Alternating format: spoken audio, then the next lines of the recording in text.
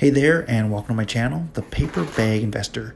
Today I want to look at the company Mobileye, which is actually a full self-driving a driving assist company that's part of Intel, and ask the question, is Mobileye a serious threat to Tesla and their full self-driving ambitions? Meaning, could Mobileye actually reach full self-driving level 5 technology first, which could be a huge blow to Tesla? Or will they even reach it at all? Try and kind of answer those questions based on the research I did on them this past week. So without further ado, let's get into it. And before I go much further, I want to make it absolutely clear that I am not a personal financial advisor. I'm just a guy with a paper bag on his head who loves investing and thinking about the future. If you love investing, you love thinking about the future, I encourage you, hit that subscribe button down below and follow along and become a better investor with me. This channel is not about trying to throw dozens of possibly good stock ideas at you guys. What I'm trying to do is find some real gem companies, companies that can be very, very confident and have a lot of conviction that they're going to be huge winners over time, and even generational companies. And when you find those companies with that high conviction rate, then you invest very, very heavily in those and concentrate into those. That's my investing philosophy in a nutshell, and kind of what this channel, what the kind of content I want to bring to you guys that focuses around that. So if that resonates with you, I encourage you to hit that subscribe button down below, and follow along with my channel as it grows. But we're going to go in here with our Mobileye versus Tesla question for today. And I did a bit of a different presentation than normal. I have a bit of a slideshow and some details I want to walk through for this. So I'll bring that up now. And Mobileye versus Tesla full self-driving. Here we are. We're going to look at Mobileye in detail as one of the main competitors to Tesla in the full self-driving arena. And one of the videos I had comments to look at Mobileye, and I appreciate each of your comments. So I just want to say, anyone who leaves comments on any of my videos, I read all of your comments. I appreciate each one of you for watching, taking the time. Why does this even matter? Because aside from just people telling me in their comments I should, but I believe full self-driving could make Tesla the most valuable company in the world. I actually did a video on that, which I'll link in the description below.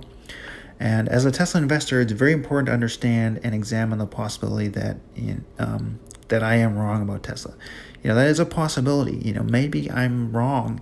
And as any investor, I think this is very important to consider, that the possibility that you are wrong in your thesis, in your assumptions that you make, and in your overall arguments of why you should invest in the companies you're invested in.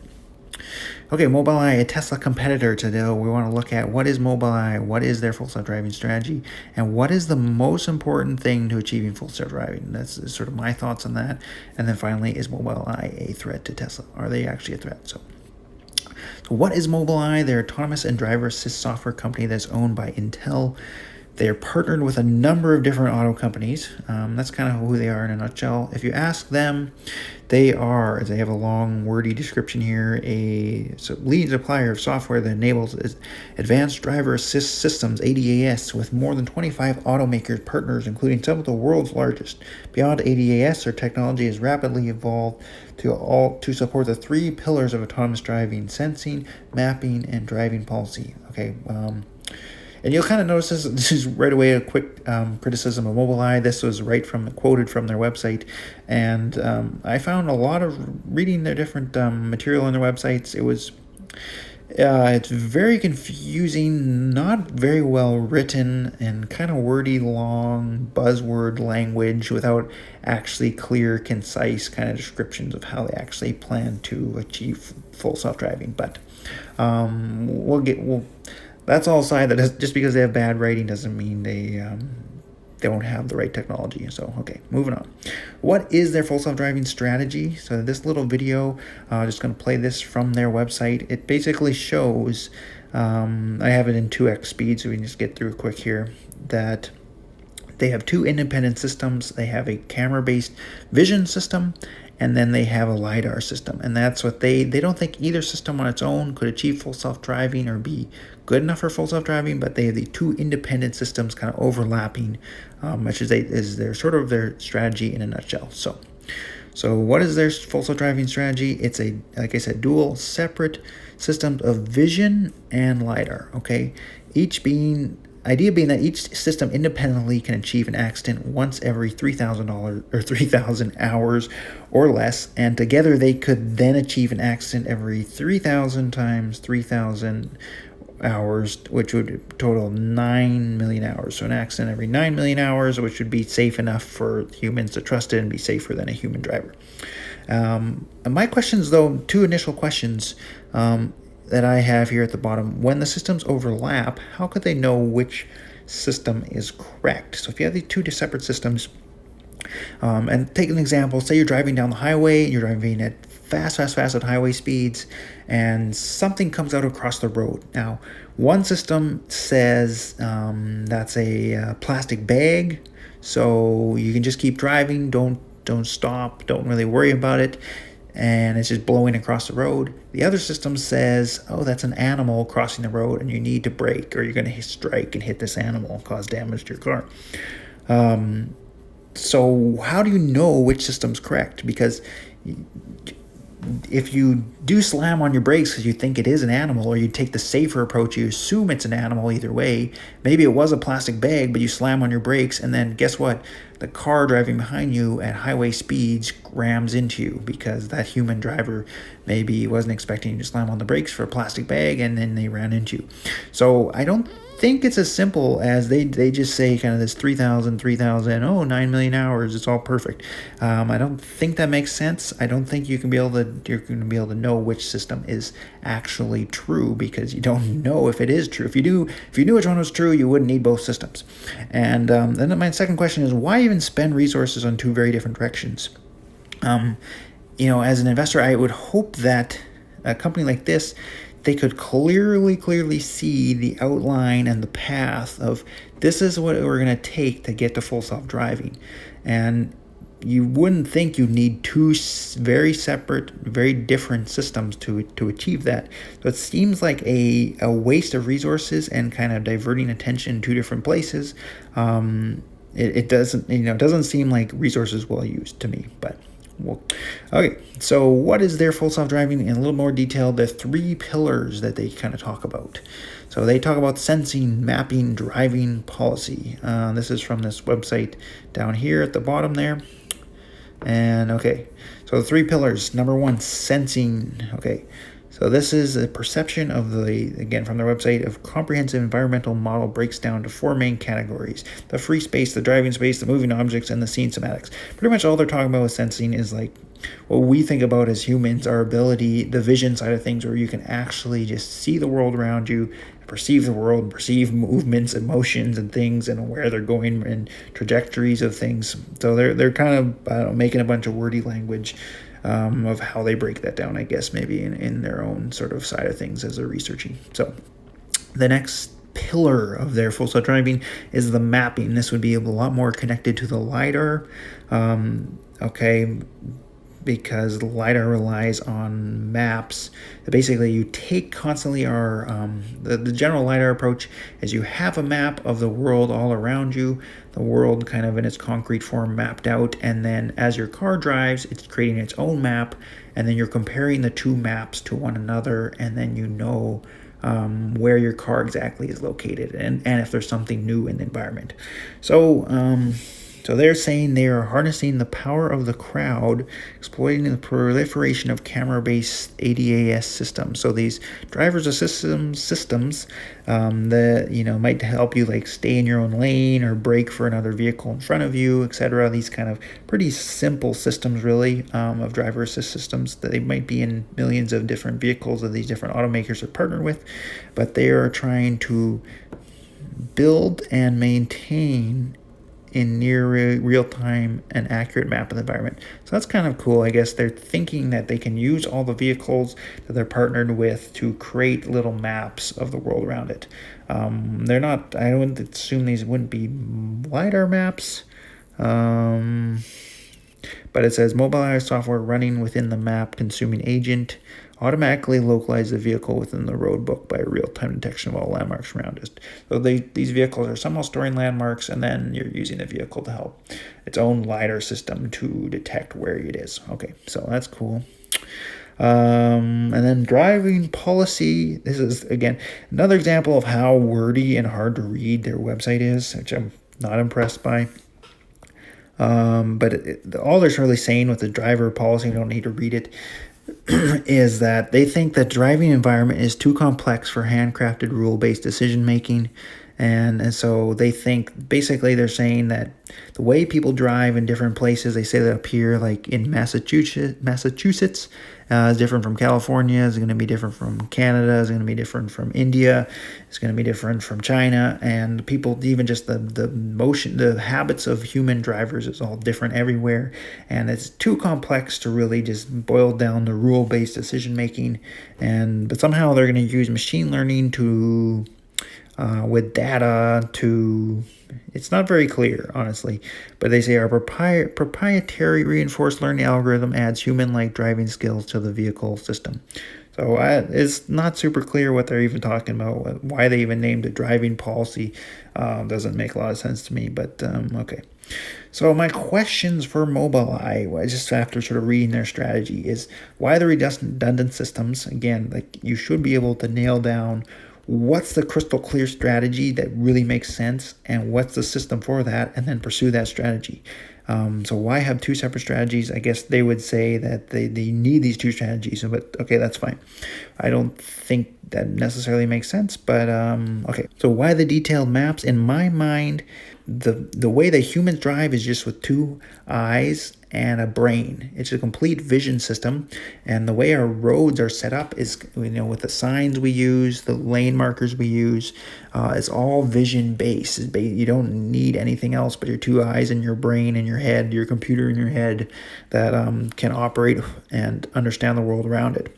So why do you need this detailed map to kind of locate yourself in the world? Couldn't a vision system automatically just see, and as you're traveling towards an object, the car in front of you or the curb, see that object and understand and know and be able to perceive how far away it is, or if you get close to it? So why do you even need these maps at all? Okay, and then my other question is, how do they plan to accurately receive clear feedback and implement it quickly? I don't see a good learning feedback loop in how their sort of strategy set up. But we'll get into that in more detail here. So I've thought about this for a while, and I think there's two things that are really critical to achieving level 5 full self-driving. So what are those two things? It's the ability to do it, the hardware and system that could be capable. And by that I mean just actually having a system that can actually get you there, is capable of getting you all the way there to level 5 full self-driving.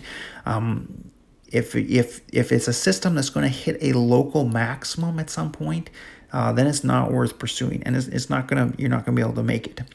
So just an ability, a system that is capable of getting you there, has the potential of reaching it.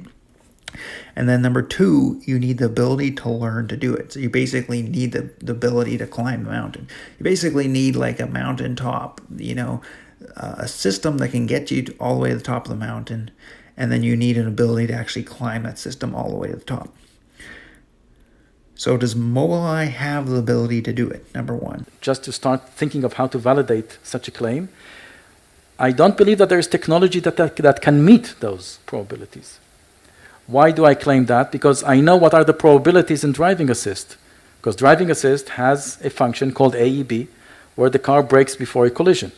And we are the leading company in providing this function. And this function contains the cutting-edge technologies that you can think of. All the buzzwords in machine learning, deep technology, deep networks, all the buzzwords that you think you know are all embedded into driving assist. Okay, so there are no dummies there that write code. It's the latest technology. And we know what is the probability of failure there. It's once every tens of thousands of hours of driving, which is very impressive, but it's 3 orders of magnitude away from the 10 to the power of 7.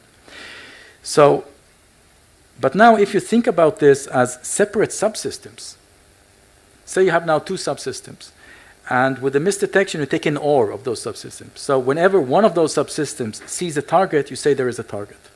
So now clearly the mean time between failure is a multiplication of the 2. So now instead of showing a mean time between failure of 10 to the power of 7, which is 10 million, you need to show a mean time, you should show a square root of that, which is 10 to the power of 3.5. 10 to the power of 3.5 is 3,000. Showing that you have a subsystem with a mean time between failure of 3,000 hours is achievable with today's technology. This is why this true redundancy that we're building is so important. It allows us to seriously validate the system and claim and prove that we reach probabilities of human driving because of this true redundancy. Okay, so does Mobileye have the ability to do it? According to Mobileye, they have the most cutting-edge technology in driver assist, but don't think it's even feasible for full self-driving on its own, which is why they have a dual system with LiDAR, which is kind of what he talked about there. And in my opinion, both these systems are going to hit local maximums and not complement each other like they think, because there's no way to know which system is correct and which is wrong, kind of like that example I gave with the plastic bag or the animal on the highway. So it's not going to be as effective as they think.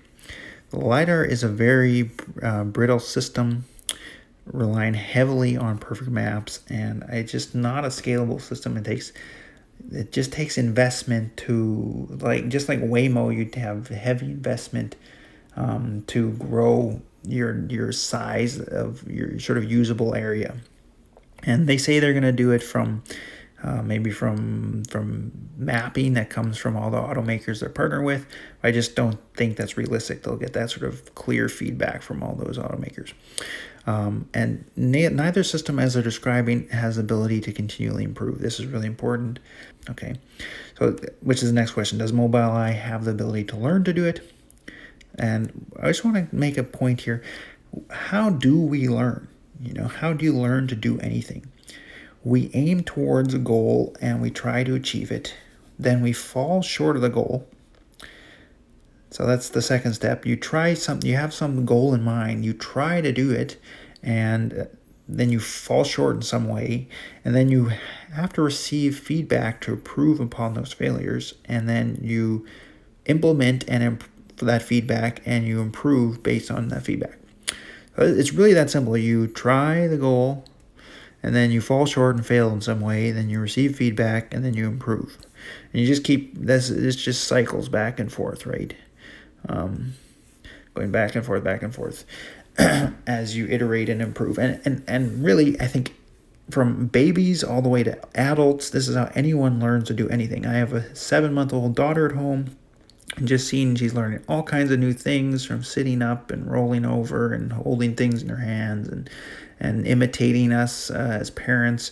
All these things, she follows these exact steps where she watches us do something. She's watching us do jumping jacks and tries to watch us do jumping jacks and she was sitting in her, standing in this exerciser play thing. And she was trying to do them herself, and then I'm sure next time we do them, she'll try again. And she sort of automatically receives feedback in her own self as she sees, oh, I'm not quite doing this exactly right. And her motor skills improve. This is how anyone improves at anything, okay? Really, really fundamental, and really that's it. That's how anyone learns to do anything. And whoever has a proper, capable system in place and does these a system that's not going to hit a local maximum, but does the above steps as clearly and rapidly in iteration, will achieve full self-driving first, or at all. Maybe if you can't do these, you might never reach it. So does Mobileye have the ability to learn to do it? Well, they are collecting data from their customers' vehicles, but it's only a small amount. It's like 10 kilobytes per kilometer, and it's really only for making and maintaining their maps. And I'm not a fan, again, of the maps. I don't even understand why you need maps. Okay, and as far as I know, Mobileye cannot receive feedback about system mistakes and disengagements from customers.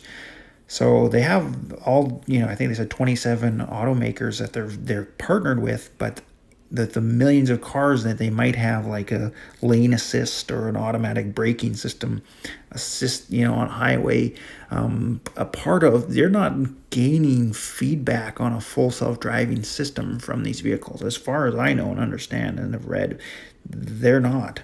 And as far as I know, even if they could, as far as I know, and their customers' vehicles are not capable of over-the-air updates. And the legacy software, legacy vehicle companies they're partner with are really not software companies. They're, you think about any other vehicle in the world other than a Tesla, they're not set up well to just connect with your Wi-Fi at your home and then update and become a better vehicle. That's the only vehicle I know of that's main auto manufacturer that's doing that is Tesla. And so all these vehicles companies that might be partner with, even if they could have a full self-driving software sort of thing that they were updating constantly, they can't improve upon or act upon it. So the shorter answer is no, they do not have the ability to learn to do it. Does Tesla have these things, the ability to do it, to reach level 5 full self-driving, and the ability to get there, to learn to do it? Do they have the potential to do it, and can they learn to get there? I think yes, they do to both questions. Number one, I was very excited to see they acknowledge that their current full self-driving software they were working on previously really was hitting the local maximum because it wasn't capable enough of understanding and visualizing the world around it. So they did a rewrite, which they released its full self-driving beta about a month ago, and I've just been very, very excited seeing how good that's been and how it's progressing and improving over time. I've done a number of videos on full self-driving beta and my thoughts about it. You can find those on my channel. But I really think they have the world's best chip for,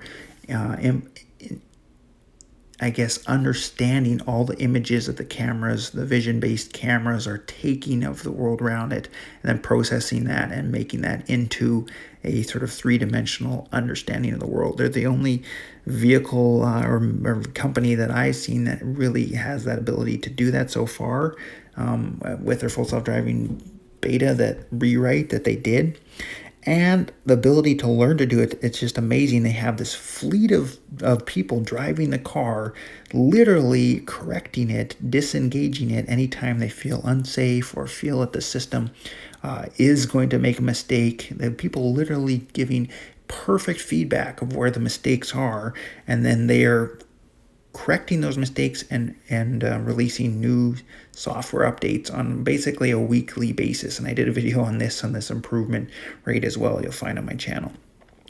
So I really think they have the ability to rapidly learn and the ability to get there without hitting a local maximum. And in summary, is Mobileye a serious threat to Tesla? No, I would say a major nope, it's not. In my mind. And if they're not, then this has profound long-term implications on the companies they are partnered with and that are relying on Mobileye as their sort of full self-driving software piece. And just make note here that I'm looking at you, NIO, very popular stock right now, but I would not be excited about NIO long-term as an investor just because they're partnered with Mobileye for full self-driving. And I just don't see how Mobileye is going to reach level 5 full self-driving, especially not before Tesla, let alone with their current strategy, let alone at all. So again, this is some of my thoughts on Mobileye and why I would be pretty bearish on them. I really encourage you, prove me wrong if you're a Mobileye fan. Let me know in the comments if you think I'm wrong about Mobileye and explain why. Would love to hear feedback on that. And thank you guys so much for watching. If you enjoyed this video, you got value out of this video, I encourage you to hit that subscribe button down below. While you're at it, please hit that thumbs up. It really helps me out, helps my channel grow. And share this video with others too you think might be interested if you think this would be valuable to them as well. So thank you guys so much for watching. And again, let me know if you think I'm wrong. I love getting comments and feedback from you guys and read each one of them. So thank you so much. Have a great day.